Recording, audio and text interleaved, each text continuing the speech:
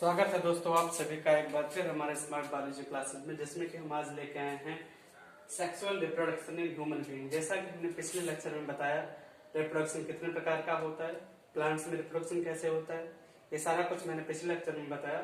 आज के लेक्चर में हम बात करते हैं sexual reproduction in human being. सबसे पहले ये जानना जरूरी है कि सेक्सुअल रिप्रोडक्शन होता क्या है, सेक्सुअल रिप्रोडक्शन की क्या क्राइटेरिया है, कैसे होता है। सेक्सुअल रिप्रोडक्शन के लिए शर्त ये है कि मेल और फीमेल का होना बहुत जरूरी होता है। सेक्सुअल रिप्रोडक्शन में मेल और फीमेल का होना बहुत जरूरी है। जैसा कि हमने लिखा है, इस प्रकार के जनन में नर जिसे मेल कहते हैं और फीमेल जिसे मादा कहते हैं, दोनों का योगदान होता है। बिना दोनों के ऐसा नहीं हो सकता। Sexual reproduction is not possible. फिर हमने अगला लिखा है कि नर युग्मक जैसे मेल गैमेट बोलते हैं तथा मादा युग्मक जैसे फीमेल गैमेट बोलते हैं का आपस में फ्यूज होकर जायगोट को युग्मनज बोलते हैं, बनाने की क्रिया को लैंगिक जन्म कहते हैं। कहने का मतलब ये है कि मेल गैमेट और फीमेल गैमेट दोनों आपस में मिलकर फ्यूज होते हैं और एक जायगोट बनता है। इस प्रोसेस को हम सेक्सुअल रिप्रोडक्शन कहते हैं। ठीक है, तो आज देखते हैं हम sexual reproduction in human being. Human being में सेक्सुअल रिप्रोडक्शन कैसे होता है, ये जानना ज्यादा बेहतर है, ज्यादा जरूरी है कि सेक्सुअल रिप्रोडक्शन के लिए नर जनन तंत्र अलग होता है और मादा जनन तंत्र अलग होता है। दोनों जनन तंत्र अलग अलग प्रकार से डेवलप होते हैं। तो आज के टॉपिक में हम बात करेंगे, आज के लेक्चर में हम सिर्फ बात करेंगे नर जनन तंत्र की, मेल रिप्रोडक्टिव सिस्टम की, मेल रिप्रोडक्टिव सिस्टम कैसे डेवलप होता है। अगर हम मेल रिप्रोडक्टिव सिस्टम की बात करें तो इसके अंतर्गत निम्नलिखित संरचनाएं पाई जाती हैं। संरचनाओं में ये 6 टॉपिक हैं, 6 हेडिंग्स होती हैं। 6 हेडिंग में पहली हेडिंग है वृषण, इसको इंग्लिश में हम टेस्टिस बोलते हैं, टेस्टिस। दूसरा है अधिवृषण, जिसको इंग्लिश में हम एपिडिडेमिस बोलते हैं। तीसरा है शुक्रवाहिनी, जिसको हम इंग्लिश में वास डिफरेंस बोलते हैं।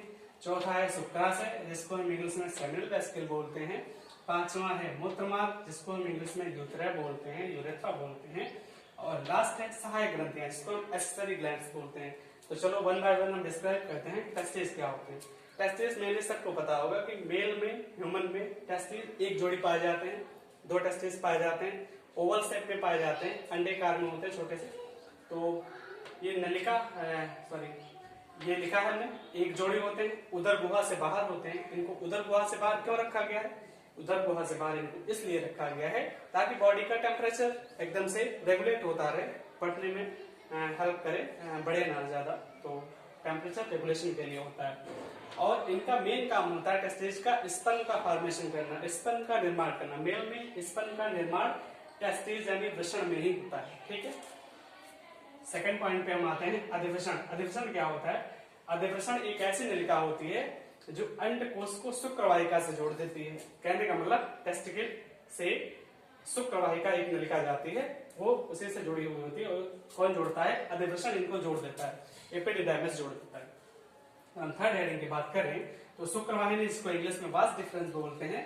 और वास डिफरेंस का काम हमने लिखा है कि ये पतली नलिका होती है, इसकी जो भित्तियां होती हैं वो मांसपेशियों से बनी हुई होती हैं। और इसका काम होता है अधिवृषण को शुक्राशय से जोड़ना। ये अधिवृषण को शुक्राशय से जोड़ देती है। शुक्राशय क्या है, शुक्राशय में लीजिए यहाँ पे स्पर्म पाए जाते हैं बहुत सारे, शुक्राशय होता है। ठीक है, शुक्राणुओं को आगे बढ़ाने का काम भी करते हैं। कौन करता है शुक्राणुओं को आगे बढ़ाने का काम, वास डिफरेंस यानी शुक्रवाहिनी करती है। ठीक है, अगली हेडिंग है शुक्राशय, जिसको हम इंग्लिश में सेमिनल वेसिकल बोलते हैं। सेमिनल वेसिकल का काम होता है शुक्राणुओं को पोषण प्रदान करना, वही शुक्राशय। शुक्राशय में जब शुक्राणु पाए जाएंगे तो उनको न्यूट्रिशन देने का काम करता है शुक्राशय यानी सेमिनल वेसिकल। अगर न्यूट्रिशन नहीं मिलेगा तो स्पर्म एक्टिव नहीं रहेंगे, डीएक्टिवेट हो जाएंगे और उनका फिर कोई लाभ नहीं होने वाला।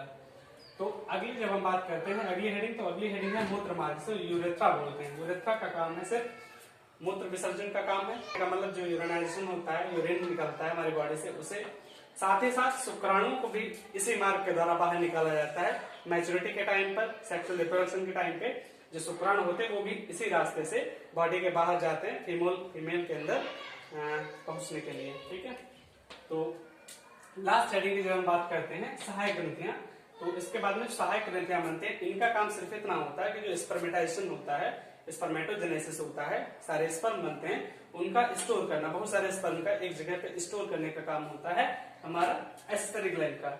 आशा करते हैं कि समझ में आया होगा। ठीक है, सेक्सुअल रिप्रोडक्शन में पुरुषों में कुछ चेंजिंग्स होती हैं, साथ ही साथ कुछ हार्मोन्स निकलते हैं। बिना हार्मोन्स की सेक्सुअल रिप्रोडक्शन नहीं हो सकता, चाहे फीमेल हो या मेल हो, दोनों में हार्मोन्स निकलते हैं। तो जैसा कि आज हम नर पढ़ रहे हैं तो हम नर में होने वाले या निकलने वाले हार्मोन्स के बारे में पढ़ेंगे। चलिए देखते हैं। जैसा कि हमने लिखा है 3 हार्मोन से मेन निकलते हैं, एक एफएसएच निकलता है, दूसरा एलएच निकलता है, तीसरा टेस्टोस्टेरोन निकलता है।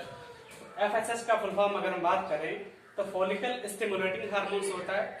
फॉलिकल स्टिमुलेटिंग हार्मोन्स, इसका काम होता है सिर्फ स्पर्मेटाइजेशन यानी स्पर्मेटोजेनेसिस का काम करना, उसी में मदद करना, स्पर्म के निर्माण में मदद करना। दूसरा है LH, luteinising hormones. Luteinising hormones का काम है टेस्टोस्टेरोन के निर्माण में मदद करना। अब ये टेस्टोस्टेरोन है थर्ड, इसका काम सिर्फ इतना होता है कि मेल के अंदर मेल वाले कैरेक्टर्स प्रदर्शित करता है।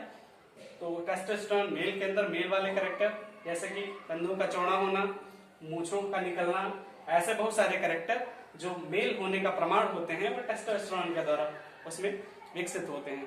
आशा करते हैं आपको समझ आया होगा। लाइक सब्सक्राइब करना ना भूलें। जय हिंद।